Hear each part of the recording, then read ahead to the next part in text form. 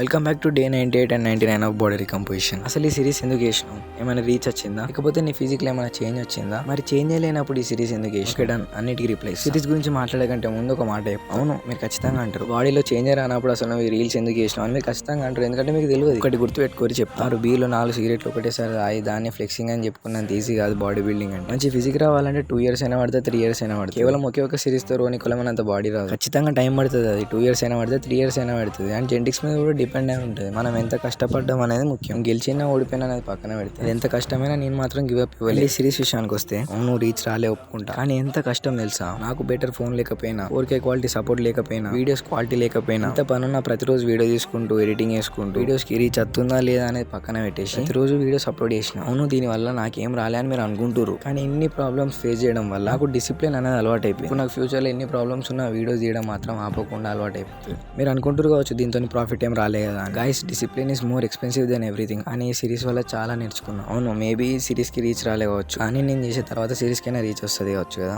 చెప్పలేదు. From my side I give 100% efforts. నా body విషయానికి వస్తే నేను చెప్పదలుచుకోలే, కానీ ఖచ్చితంగా చేసి చూపిస్తాను. ఈ రోజుకి ఇంతే. More 1 day to go. మళ్ళీ కలుద్దాం.